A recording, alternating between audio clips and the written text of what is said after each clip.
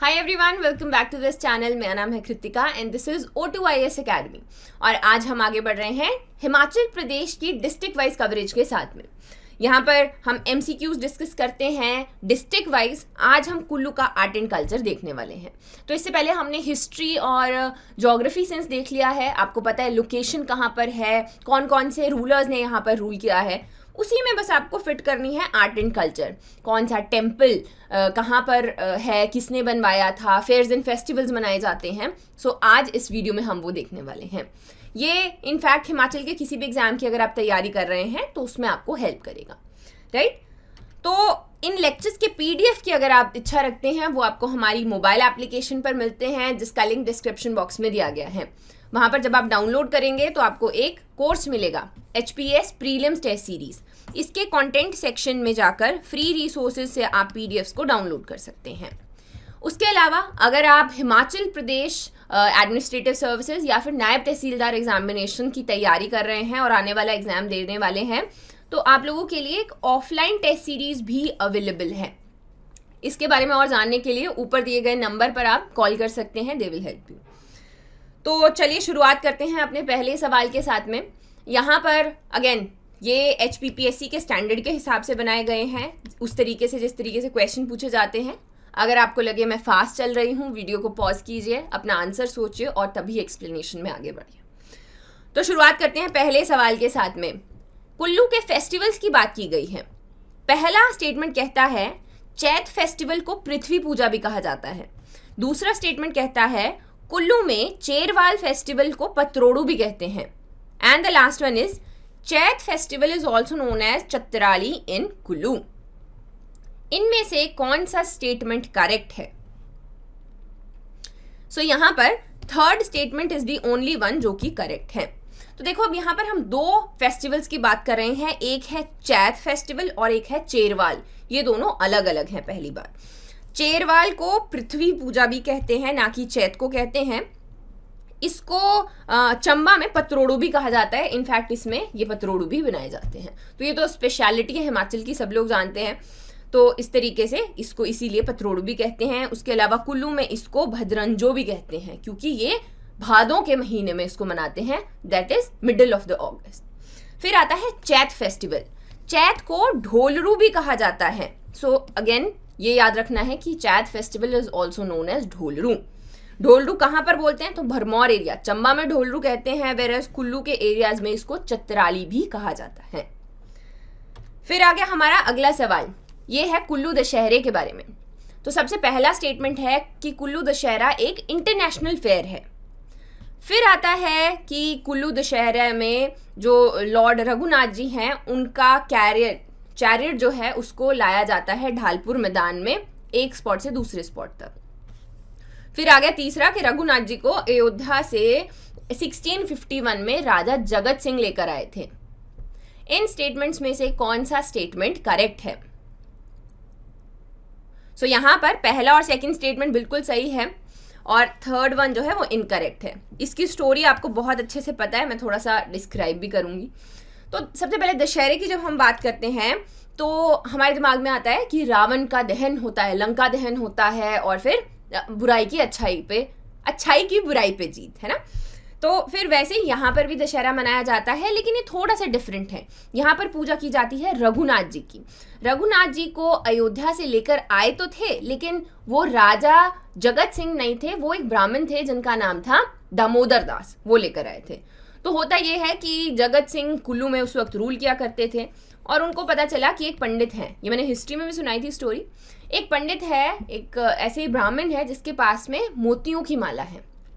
तो उसने सोचा कि मुझे भी चाहिए वो, तो उसने अपने सिपाहियों को भेजा कि जाकर वो माला मेरे लिए लेकर आओ।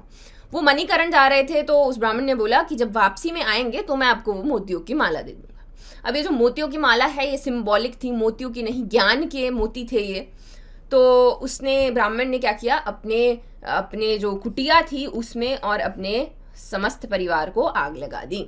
जब वो वापस आए तो जगत सिंह ने देखा, लेकिन उसके बाद जब वो आगे बढ़े तो जितनी बार भी कुछ खाने की कोशिश करते थे तो उसकी जगह खून और कीड़े मकोड़े दिखाई देते थे।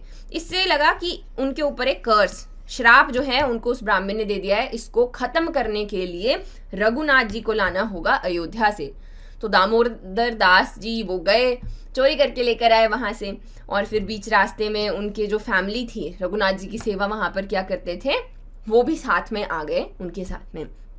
तो दशहरे के दिन क्या होता है कि उनका जो मंदिर है सुल्तानपुर में, वहाँ से उनको बाहर लेकर आते हैं ढालपुर से। ये उनका चैरियट है, लाखों लोग इकट्ठे होते हैं वहाँ पर और उस चैरियट को एक जगह लेकर आया जाता है। बहुत सारे देवी देवता हैं जो काफ़ी दिन तक आकर अपना जो भी एलिजेंस है बेसिकली वो रघुनाथ जी को देते हैं। हेंस ये एक इंटरनेशनल फेयर है। ढालपुर मैदान में चैरियट लाया जाता है और 1651 में लेकर आए थे, लेकिन दामोदर दास लेकर आए थे। राजा जगत सिंह ने उनको अपनी गद्दी पर बिठाया था कि आज के बाद में हम लोग रघुनाथ जी के नाम पर रूल यहाँ पर किया करेंगे। तो बहुत बड़ा ये यहाँ पर फेयर होता है। Our next question is third question. ये क्वेश्चन है निकोलस रॉरिच के बारे में। अब ये रशियन थे, इनका प्रोनाउंसिएशन डिफरेंट हो सकता है, निकोलाई रोराय की कहा जाता है इस तरीके से, बस ध्यान रखना है कि ही वॉज अ रशियन पेंटर। पहला स्टेटमेंट है कि निकोलस रॉरिच इज रेवर्ड एज महर्षि। फिर आता है दूसरा कि इनके नाम पर एक आर्ट गैलरी भी है जो कि नगर कुल्लू डिस्ट्रिक्ट में है। कौन सा स्टेटमेंट यहां पर करेक्ट है? सो यहां पर दोनों स्टेटमेंट्स बिल्कुल सही हैं। निकोलस रॉरिच की अगर मैं बात करूं तो रशियन थे, पेंटर थे, बहुत ही खूबसूरत। हिमालयाज के ऊपर इतनी पेंटिंग्स उन्होंने बनाई कि इसी की this was also one of the reasons ना कि वो वापस ही नहीं गए, तो यहाँ पर हिमालयाज में उनको महर्षि कहने लगे। उन्होंने शादी की थी उस वक्त एक बहुत ही इंडियन सिनेमा की फेमस एक्ट्रेस थी जिनका नाम था देविका रानी। उनके साथ में उन्होंने शादी की और यहीं पर रह गए। तो उनके नाम पे बहुत सारी म्यूजियम्स हैं, बहुत सारी आर्ट गैलरीज हैं, जिसमें से एक के नगर कुल्लू में भी यहाँ पर है। इनफैक्ट उनकी समाधि भी इसी में बनी हुई है। इनके फेमस वर्क्स के बारे में आपको कुछ पता होना चाहिए। He was a good painter. Drops of life, pearls of striving, science of Mitra, इस तरीके से क्योंकि अक्सर HPPSC क्वेश्चन पूछ लेता है, जैसे अमृता शेरगिल हैं और भी शोभा सिंह थे, देन आते हैं आपके निकोलस रॉरिच। तो पूछ लिया जाता है कि ये किसका वर्क है। मैचिंग में भी पूछ लिया जा सकता है या डायरेक्टली पूछ लिया जा सकता है कि ये पेंटिंग्स किसने बनाई है।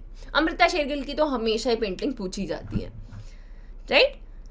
तो आगे बढ़ते हैं अगले क्वेश्चन की तरफ। फोर्थ क्वेश्चन कहता है हमारा कि which of the following is a pagoda style temple in Kullu district? Hateshwari Devi, Hidimba Devi, Lakshana Devi या शक्ति देवी? सो इसका सही आंसर, ये बहुत इजी है, इसका सही आंसर है हिडिंबा देवी टेम्पल। अभी बहुत सारे स्टाइल से टेम्पल्स बनाए जाते हैं, pagoda, pent roof, pyramidical, Satluj style. अब इसमें पगोड़ा कैसा है? ये है पगोड़ा इस तरीके से। ये जो चार बनाए गए हैं इसको हम पगोड़ा स्टाइल कहते हैं। हिडिंबा देवी टेम्पल को डूंगरी टेम्पल भी कहा जाता है और ये वही देवी हैं जिनके साथ में भीम की शादी हुई थी। तो माना जाता है दो बहनें थी, हिडिंबा और हिडिंबी। तो कई जगह पे इनका नाम जो है लिखा जाता है। ये बहुत इंपॉर्टेंट है, दशहरे के मेले में बहुत ज़्यादा इंपॉर्टेंट होती है ये। जब तक ये नहीं आती तब तक कोई भी सेरेमनी आगे नहीं बढ़ती, किसी की पूजा नहीं होती। तो सामने से शीशा जो है वो चमकाया जाता है एकदम कि हाँ जो हिडिंबा देवी हैं वो पहुंच चुकी हैं, और तभी शुरुआत की जाती है। ये जो टेम्पल है ये राजा बहादुर सिंह ने बनवाया था। राजा बहादुर सिंह के दो भाई भी थे, बहुत इंपॉर्टेंट है। एक का नाम था सुल्तान, जिन्होंने सुल्तानपुर की स्थापना की, और एक का नाम था ढाल सिंह, तो उन्होंने ढालपुर की स्थापना की। और ये पगोड़ा स्टाइल में यहाँ पर बनाया गया है। और टेम्पल्स की अगर हम बात करते हैं, जैसे शक्ति देवी और लक्षणा देवी, ये आपके पेंट रूफ स्टाइल में बनाए गए हैं। ये वाला रहता है pent roof style. Then is pyramidical, आगे दिखाऊंगी भी अभी। हाटेश्वरी और महासू टेम्पल शिमला के मैक्सिमम हमें पिरामिडिकल स्टाइल में देखने को मिलते हैं। ये हमने पहले भी बात की थी जब हमने art and culture of Shimla देखा था। Our next question is fifth question, match the following. Temples है और आर्किटेक्चर है, कौन से स्टाइल ऑफ आर्किटेक्चर में बनाया गया है? पहला है बहाना महादेव, आउटर सिराज में कुल्लू में। दूसरा है बजेश्वर, जिसको हम बजौरा टेम्पल भी कहते हैं। फिर आ गया Tripura Sundari, and then is Lakshana Devi temple. कौन कौन से स्टाइल से ये बनाया गया है? तो लक्षणा देवी तो अभी हमने देखा, ये पेंट रूफ में बनाया गया है। त्रिपुरा सुंदरी अगर हम बात करें तो पगोड़ा स्टाइल में बनाया गया है। फिर आ गया बजेश्वर महादेव, ये पिरामिडिकल स्टाइल में है। और बहाना महादेव सतलुज स्टाइल में बनाया गया है। Hence the correct answer becomes C. इस तरीके से आपको मेन कैटेगरी में याद करना पड़ेगा। तो ये आप यहाँ पर देख सकते हो, this is known as pent roof style.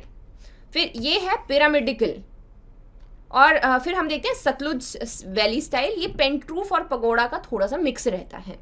And the last one is, ये है पगोड़ा, जो कि हमने हिडिंबा देवी टेम्पल में भी देखा। त्रिपुरा सुंदरी, पराशर, त्रियुण नारायण, ये सारे के सारे इसी स्टाइल से बनाए गए हैं। और नेक्स्ट क्वेश्चन है 6th क्वेश्चन, इसमें से कौन सा इनकरेक्टली मैच किया गया है?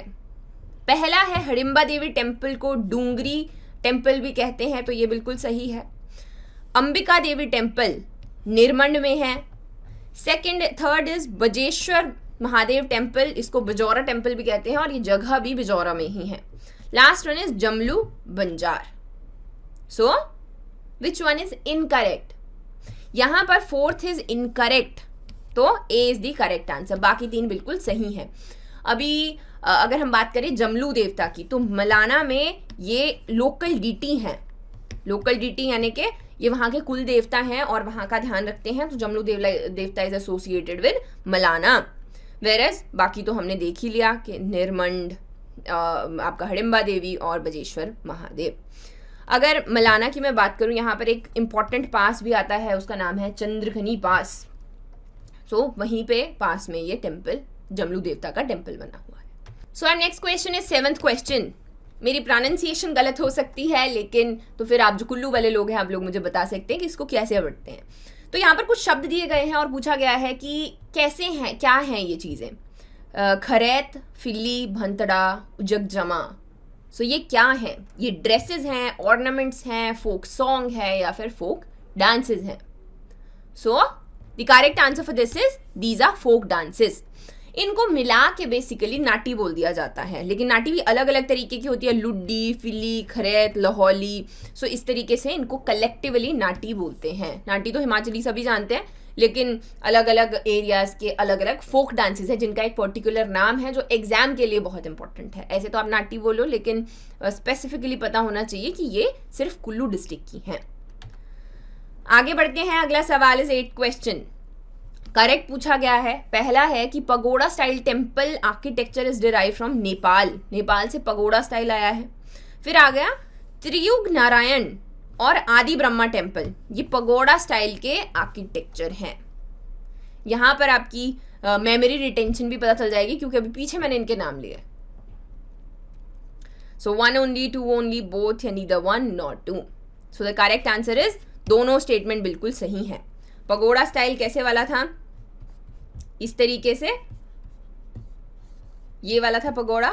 And then is Triyuga Narayan, यहाँ पर विष्णु जी का जो ड्वार्फ बोना उनका अवतार था, उसकी पूजा यहाँ पर की जाती है। और वैसे ही आदि ब्रह्मा टेम्पल जो है, ये भी पगोड़ा स्टाइल में बनाया गया है। आगे है कि कौन से वाले एरिया में कुल्लू डिस्ट्रिक्ट के बूढ़ी दिवाली मनाई जाती है? मलाना, निर्मंड, बंजार या फिर Vashisht? So the correct answer for this is Nirmand में मनाई जाती है। सो यहाँ पर बूढ़ी दिवाली का कॉन्सेप्ट क्या है? कॉन्सेप्ट ये है कि राम भगवान जो हैं जीत गए लंका में, और फिर क्या हुआ, हर जगह दिए जलाए गए, पटाखे जलाए गए। तो ये बात जो है हिमालयाज तक थोड़ा सा लेट पहुंची, सिंस हिमालयाज थे भाई, चढ़ते हुए टाइम लग गया, जो भी बताने जाने वाला था, इसीलिए यहाँ पर लेट मनाई जाती है, जिसको बूढ़ी दिवाली कहा जाता है। हिमाचल में 2 ही जगह मनाई जाती है, एक तो आ गया निर्मंड, एक सिरमौर में। सिरमौर में इसको मशराली कहते हैं, याद रखना है, मशराली कहते हैं। और यहाँ पर 2 स्पेसिफिक डांस फॉर्म्स किए जाते हैं, एक को हम कहते हैं बड़ेचू और एक को कहते हैं बड़ियात। और स्पेसिफिकली ये इंपॉर्टेंट क्यों है? इंपॉर्टेंट ये इसलिए है क्योंकि अभी ना न्यूज़ आ रही थी हाटी ट्राइब की। हाटी ट्राइब को जो है आपका शेड्यूल ट्राइब लिस्ट में ऐड किया गया। ये वो लोग हैं जो बूढ़ी दिवाली मनाते हैं। ट्रांसगिरी में रहने वाली ये ट्राइब भी बूढ़ी दिवाली मनाती है और उसको मशराली कहते हैं। नेक्स्ट हमारा क्वेश्चन आ गया 10th क्वेश्चन। यहाँ पर again this is easy. Drops of life, pearls of striving, Tibetan stronghold and Buddha the giver, ये किसके फेमस वर्क्स हैं?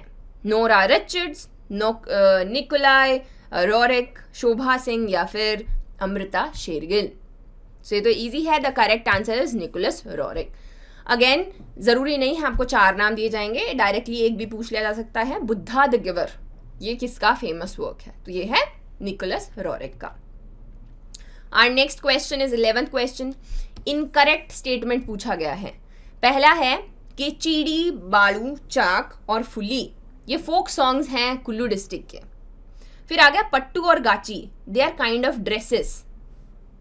सो कौन सा स्टेटमेंट सही है? इनकरेक्ट है।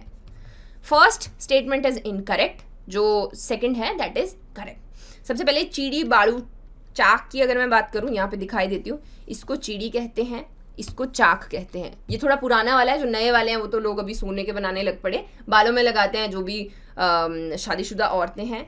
वैसे ही और भी यहाँ पर ऑर्नामेंट्स हैं। बालू क्या है? नथ को बोलते हैं। और फिर फुल्ली आ गया आपका, जो भी आपके नाक में डाला जाता है। सो इस तरीके से दे आर ऑर्नामेंट्स, ना कि फोक सॉन्ग्स। ड्रेस तो देखो, कुछ कुछ चीज़ें ना कुल्लू में आप देखो चाहे नहीं देखो, लेकिन ऑलमोस्ट हिमाचल में हर जगह ही हमें देखने को मिलती है। जैसे ये गाची है या पट्टू है। पट्टू लिया जाता है, एक गारमेंट, मल्टीपर्पज़ गारमेंट रहता है। गाची जो यहाँ पर पेट में बांधते हैं, और बहुत अलग अलग तरीके से यूज़ इसको किया जाता है। So that is it for today. I hope आपको ये वीडियो पसंद आया होगा। Do like, share and subscribe, and thank you for watching.